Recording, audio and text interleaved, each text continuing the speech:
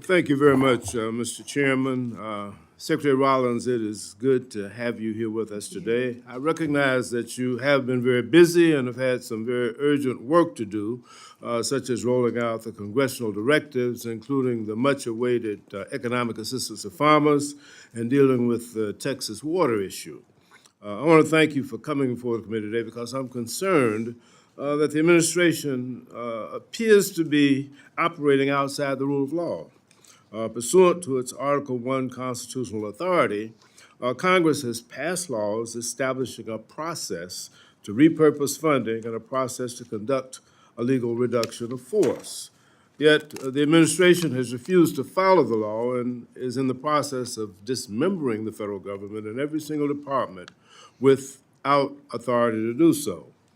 We see what's happening with the Department of Education, with FEMA, with HHS, and today we're talking about agriculture. No Fortune 500 CEO worth his or her salt would put the cart before the horse and fire huge swaths of their employees and then try to figure out if there were enough people left to meet the company's needs and serve its customers. Yet that's what USDA and other federal agencies have done or seem to be doing. Did the administration thoughtlessly fire people working on bird flu? Oops. Recklessly fire those who protect our nuclear stockpile? Oops. My colleague, Chairman Harris, and I both believe that good congressional oversight means fighting fraud, waste, and abuse.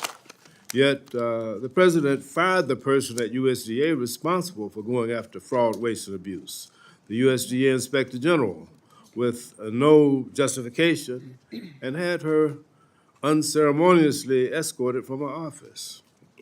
As you know, in March, Congress passed a continuing resolution, and in it, House and Senate Republicans required USDA to provide this committee with a detailed plan showing how the department will spend taxpayer dollars. The two-page document we received last week, late I might add, did not show any level of detail, and it fails to meet that legal obligation. That is essentially a slap in the face to the Republican majorities in the House and Senate who included that requirement in the CR. Your decision to violate this requirement demonstrates that there's a lack of accountability to the committee, but more importantly, shows a lack of responsibility to the American taxpayers that we represent for how you're spending their money. The lack of detail, quite honestly, makes me wonder what's being hidden. That's why we need hearings like this today to set the record straight. For example, in reading your testimony for the hearing today, it insinuates that the National Agriculture Statistics Service under the Biden administration frivolously canceled the July cattle and county estimate survey last year. But the fact is that the cancellation was due to an insufficient funding level in the FY24 bill, done at the direction of Republicans on this committee, something to which my staff and I repeatedly objected. House Republicans did not enact a final appropriation until halfway through the fiscal year, a result of Speaker Johnson's reluctance to negotiate on a top line. This is what happens when Congress underfunds or withhold funds from USDA. Critical functions get canceled. When our constituents have questions, we must get answers from you. And I would imagine my Republican colleagues, as good representatives in this co-equal branch of government, feel the same. My constituents say that USDA is understaffed.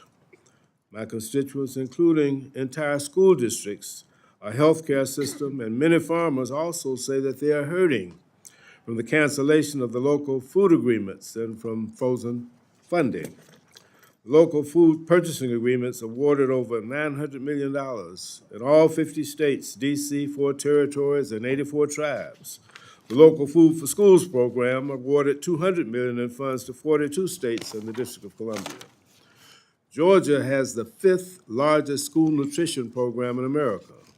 the cancellation of the local Food for Schools program and USDA's decision not to fund the Farm to School grant program this year has hurt over 40 Georgia school districts. Their ability to feed school kids has been severely stunted, and our farmers have lost a valuable market. My constituents say that the president is causing uncertainty. Uncertainty as farmers wait for promised funding. I hear that farmers and small businesses are still waiting for their EQIP grants and their REAP grants, funds for rural broadband, funds for agricultural research, and funds for other programs are still frozen and people are still waiting. Uncertainty as USDA's priorities change. Uncertainty compounded by the lack of a farm bill. Uncertainty as tariff announcements yo-yo back and forth. That uncertainty feeds fear, which is pitting farmers against families. This does not have to be a zero-sum game. Secretary Rollins, you have a very impressive background, ag policy development in undergraduate, foundation in the law with your Juris Doctor, and clear leadership as you founded the America First Foundation.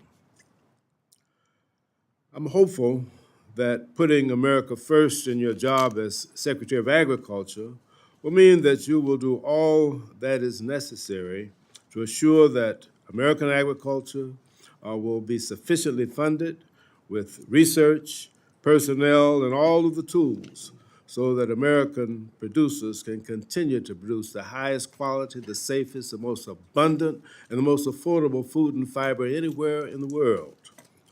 But please know that that won't happen if we try to fund agriculture for the 21st century with 20th century levels.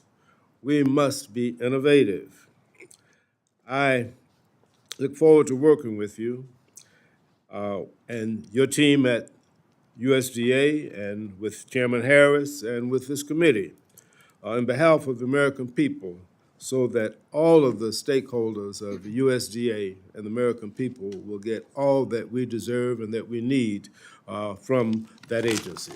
Thank you very much. Look forward to your testimony and the questions to follow.